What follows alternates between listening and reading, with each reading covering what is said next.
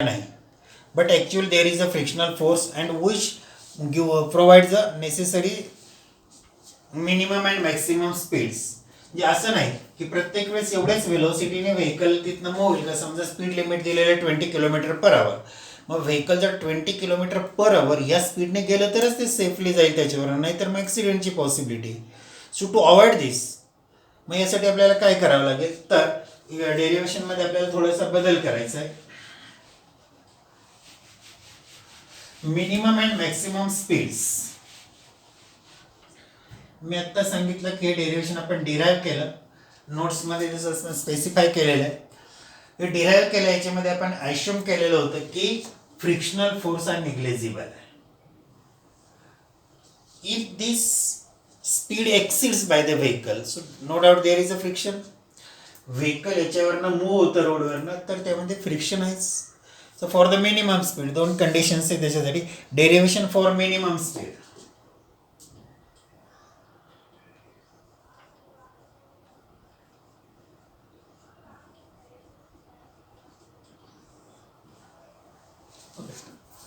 So there is a frictional force.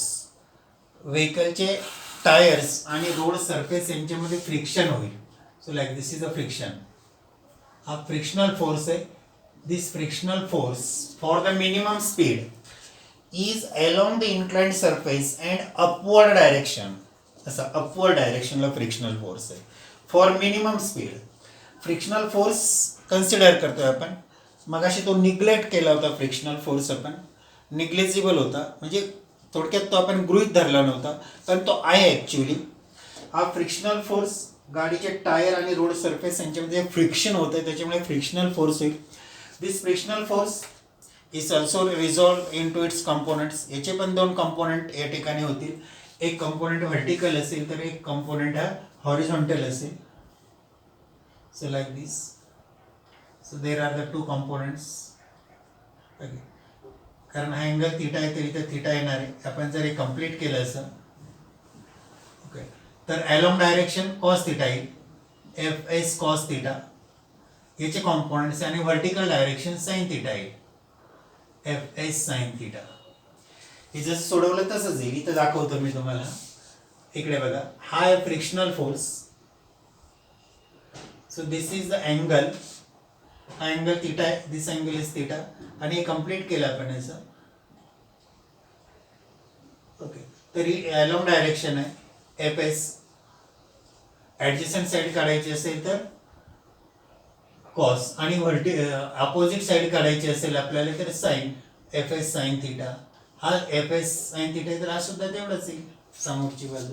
म्हणून F S हा vector आहे की नाही, स्टॅटिक फ्रिक्शनल फोर्स हा रिझॉल्व झाला, आणि एक कॉम्पोनंट कॉस थिटा तर एक कॉम्पोनंट साईन थिटा झाला. Okay, now see here, this fs sin theta and n cos theta are along the same direction and parallel to each other. That means they are added together. आता हे दोन्ही forces simultaneously act होत आहे, म्हणजे normal reaction पण आणि static frictional force पण. मग नॉर्मल रिॲक्शनचा component N cos theta vertical upward डिरेक्शनला आहे. स्टॅटिक फ्रिक्शनल फोर्सचा कॉम्पोनंट एफ साईन थिटा हा व्हर्टिकल अपवर्ड डिरेक्शनला आहे. दोघांची डायरेक्शन सेम आहे, पॅरलल आहे, तर त्यांची ॲडिशन होईल. ॲट ए टाइम व्हेकलवरती व्हर्टिकल फोर्सेस कोणते आहे, N cos theta plus F sine theta. Clear.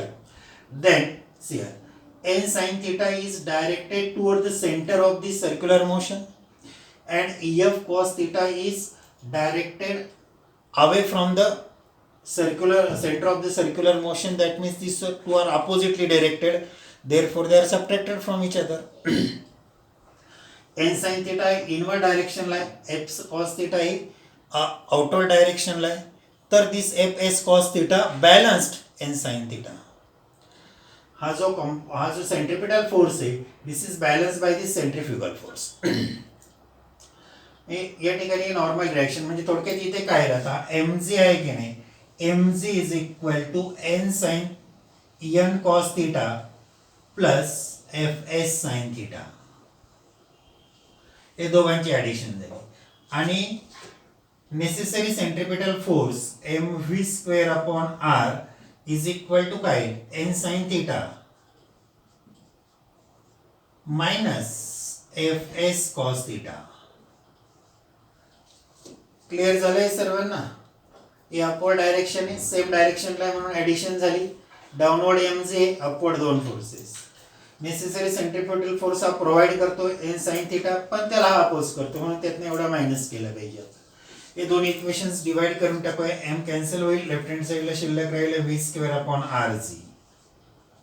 Right hand साइडला येईल N sine theta minus F S cos theta divided by N cos theta plus F S sine theta. Okay, this V square upon R G is equal to this. मगाच्या equation मध्ये यात काय फरक आहे तर यात स्टॅटिक फ्रिक्शनल फोर्स आलेला आहे आणि that static frictional force gives the which add and opposite to the centripetal force. Okay, so then dividing by cos theta to the right hand side of this equation.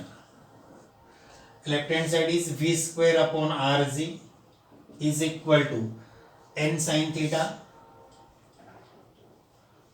upon cos theta plus minus F S cos theta divided by cos theta. प्रत्येक टर्मला cos थिटाने divide केलं. N cos theta divided by cos theta plus F S sine theta divided by cos theta. काही फरक पडत नाही. इथे LCM cos येणारे कॅन्सल होईल. आपलं इक्वेशन आहे तसंच. सो दोन्ही राईट हँड साईडच्या दोन्ही टर्मला न्यूमरेटर आणि डिनॉमिनेटरला कॉस थिटाने डिवाइड केलं. यामुळे काय झालं, का करतो आपण असं आहे तर आपल्याला व्ही ची व्हॅल्यू काढायची. V square upon R G is equal to sine upon cos is tan theta minus cos cos cancel होऊन जाईल एफ एस. इथं कॉस कॅन्सल झाला N plus sine upon cos is tan. We know that frictional force is equal to mu s into n. This is the law of static friction.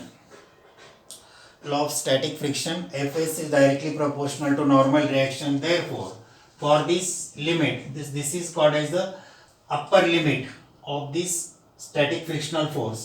So therefore, v square upon rg is equal to value इथे टाकायची n tan theta minus mu s n divided by n plus mu s n tan theta. Numerator आणि डिनॉमिनेटरला n common येईल. वरती शिल्लक राहिला tan theta minus 1 mu s आणि divided by n into 1 plus mu s tan theta.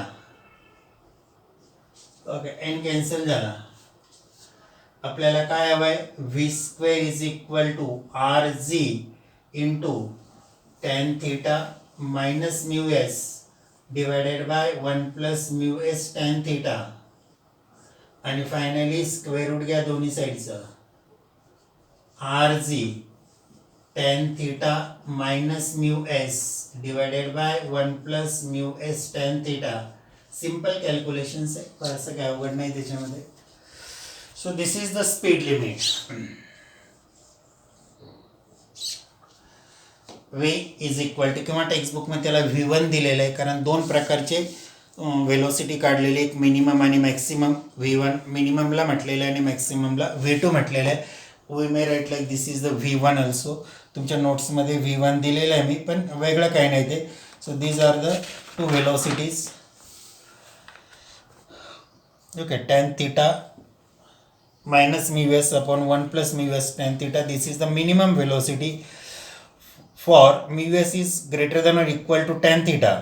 Then v minimum is equal to 0. This is true for most of the rough roads banked at the smaller angles. काय काय केलेलं याच्यामध्ये आपण हे समजले सर्वांना. याच्या अगोदरच्या आर्टिकलमध्ये फ्रिक्शनल फोर्स आपण निग्लेक्ट केलेला होता. आता फ्रिक्शनल फोर्स कन्सिडर केला. त्याचे दोन कंपोनंट झाले, त्याच्यामुळे दोन इक्वेशन्स मिळाले. प्रोसिजर तीच आहे, डिवाइड केले. इथं मात्र आपण थोडी अरेंजमेंट केली. राईट हँड साईडच्या न्युमरेटरला आणि डिनोमिनेटरला कॉस थिटाने डिवाइड केलं. ओके, आणि मग इक्वेशन आलं, पुढे सिम्प्लिफाय केलं. हे पण एक महत्त्वाचं आहे. एफ एस ची व्हॅल्यू सबस्टिट्यूट केली आणि सिम्प्लिफाय केलं. So we get this equation. Okay, आणि from this equation, so it depends on r and theta as well as the coefficient of friction. इथं coefficient of friction हा factor सुद्धा महत्त्वाचा आहे. हा coefficient of frictional force त्याच्यामध्ये add होतो आणि frictional force provide the in this case also the necessary centripetal force. So any doubt about this angle of banking?